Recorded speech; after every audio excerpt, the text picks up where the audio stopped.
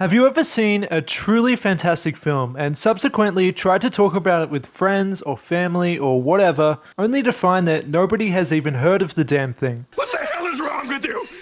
Have you ever had to travel that little bit further or pay that little bit extra in order to see that little film that could? That little vibrant speck among a grey sea of Hollywood blockbusters, generic romantic comedies, and exploitive Oscar bait sellouts? Or better yet, have you perhaps seen such a film outside of those cinemas because the only place that the film was available was via some sort of digital download, and wondered where this film had been? Where was it hiding? I will find you. Honestly, maybe it's just me that holds simple things such as the cinemas to such a high level, but it pisses me off to no end when some of my favourite films of all time are ones that a lot of people aren't familiar with. It pisses me off when Batman vs Superman gets an infinite amount of discussion behind it, even if a lot of it is bad and the movie makes $800 million, while somehow few people are interested in or have even heard of a film like The Nice Guys, as it makes its disappointing $57 million, which hey, is still a lot more money than I'll ever see, but still, it deserved more, and the comparison is clear. And I'm beginning to become really sick of seeing more lazy films succeed, soulless stories being told, and those smaller films being tossed to the side. But you know what? Let's quit complaining, shall we? Oh man, what a great idea. Good old me. Instead, let's get to the point of this piece, bringing attention to those smaller films.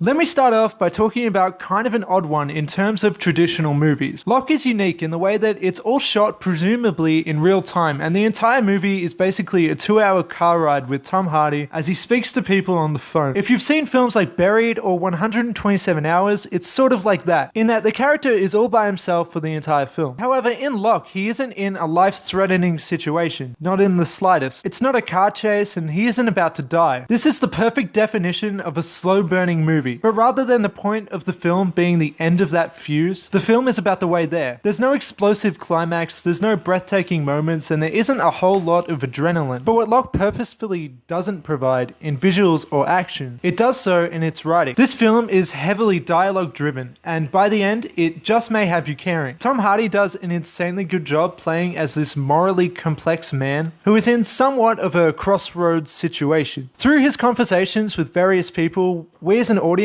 get to learn who this character is and piece the story together. Locke is full of clever writing, some insanely realistic themes, and a surprising amount of visual style for such a limited premise. Locke is great, though it's slow and I imagine many might find it boring. But Locke is totally up there as a film that I think deserves more attention.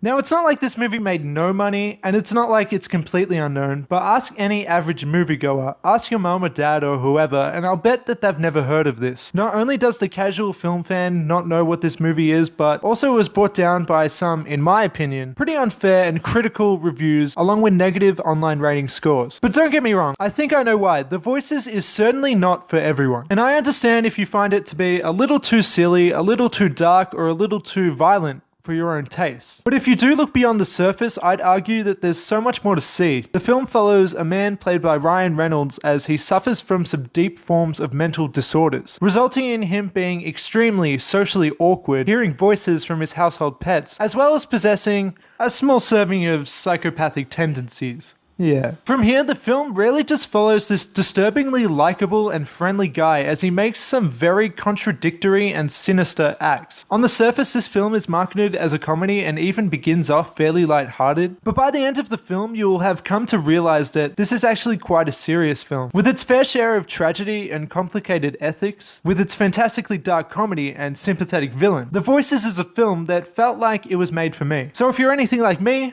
you just might like it too. Sorry if you're not.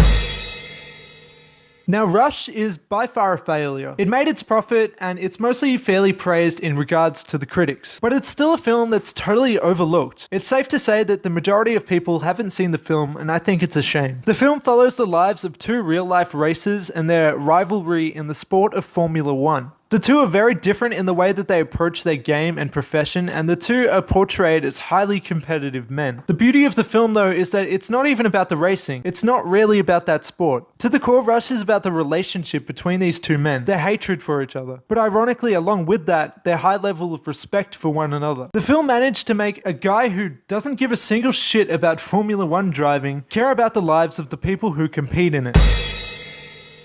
The less I say about this one, the better. I'd urge you to not look up anything. Don't look up the premise, don't try and figure anything out, just go in blind. What I will say though is that it features a Hemsworth of some sort, and it's a film that really takes you for an interesting ride. At a first glance, it really does just seem like any other generic slasher film but set on a boat. However, there is so much more to it that I just won't get into here. Just see it. Or not. I don't know, it's your life.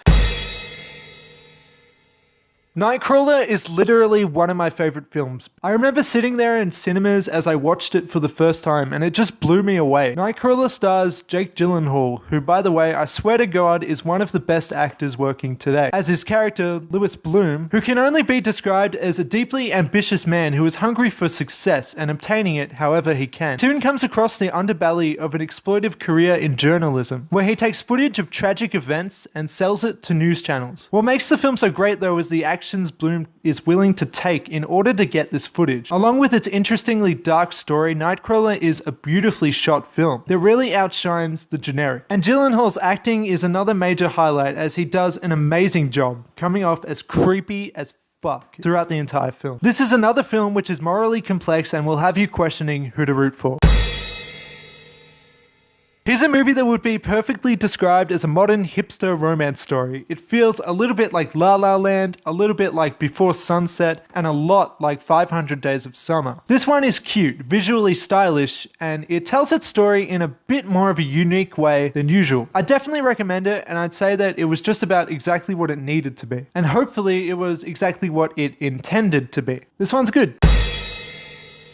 Detention is fast-paced, funny, and above all, very meta. The only thing I'd say might bring this one down is that it could be considered a little bit annoying, and it is very modern and a bit weird. But these are attributes that I think make it special, at least those last two. Detention is a horror comedy that plays with the tropes, that plays with the violence, and that tells one hell of an original story in a very silly fashion.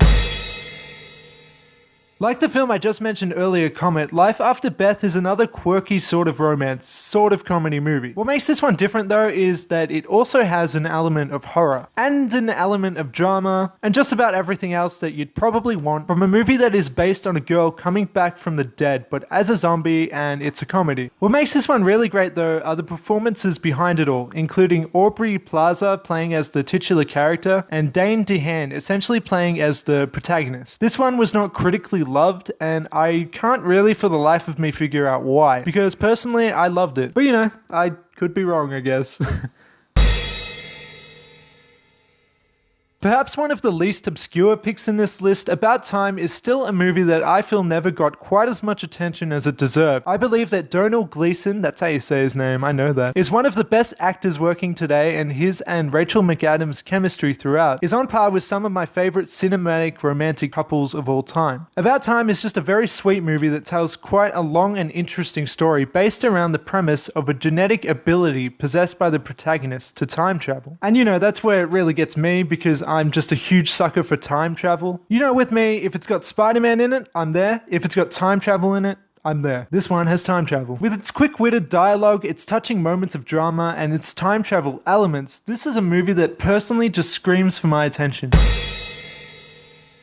Based on a real-life event, and perhaps either exaggerated or presumably watered down, the story of the Stanford prison experiment revolves around, funnily enough, a social experiment that is based in the college campus of Stanford in the 1970s. The film is manipulatively disturbing, heartbreakingly realistic, and all-round extremely interesting. It takes a deep look into the idea behind punishment, power, and adolescence, and what all of these things can do. This is a film that may be hard to watch for some, despite the fact that most of the trauma that occurs is nothing mind-blowingly violent or out of this world. The Stanford prison experiment is a very grounded film, which I'd consider being worth analyzing. Two Hands is a film that you probably haven't heard of. It's this little Australian film which isn't even that widely known in Australia itself, but those who like it often describe it as the Australian Pulp Fiction, in that it's based around the underbelly of crime, but it's also very, very funny. If that doesn't get you interested though, perhaps mentioning that it stars an early performance by Heath Ledger will, as he plays as a young man looking to get into the game and make money. Of course though, things don't quite go according to plan and the mob go after him, all that kind of stuff. It's a simple story that we've seen before, but the authenticity of everything is what makes me love a movie like this so much. Everything in it feels very Australian, and as an Australian, maybe I find it that much funnier. But Two Hands is definitely a fun little witty movie which it's safe to say will have you entertained either way. While not being anything mind-blowing, I'd say it's still a film worth watching if you haven't seen it, which odds are you haven't.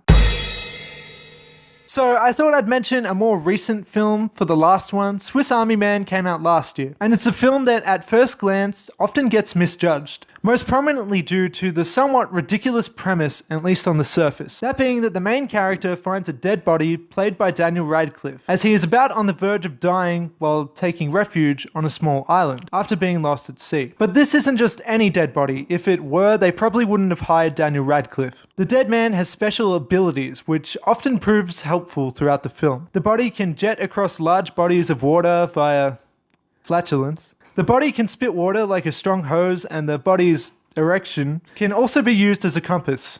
Because, yeah, that's normal. Things such as this, though, is what put people off. However, it's this very thing which proves that the film is so sorely overlooked. Beyond the surface of the silly farting and the childish jokes that occur throughout, to the core, Swiss Army Man is a surprisingly serious film. Despite its inherent stupidity and oddness, Swiss Army Man is actually quite a touching and, in the end, a good film. Now, while I didn't think that it was the best movie of the year or anything like that, I still thought that Swiss Army Man was very fairly unjudged within a first glance. And I also think that it didn't get enough marketing by far. Swiss Army Man was just that little film which slipped under most people's radar, that I don't think is a movie that I'd recommend to everyone, but if you love film, chances are you'll probably find enough to appreciate here. Hey guys, so I hope you like this list and I hope that it's been helpful. I hope there's been some good picks in there for you. Now I know I missed a lot, like there was that movie that came out last year called Kubo and the Two Strings, which was underappreciated by a lot of people. Unfortunately, myself included, and I know that there'd be like an infinite amount of other movies that are also underappreciated. Movies that might be deemed worthy of being part of this list, but, I haven't seen everything, or I forgot, or I don't know, whatever.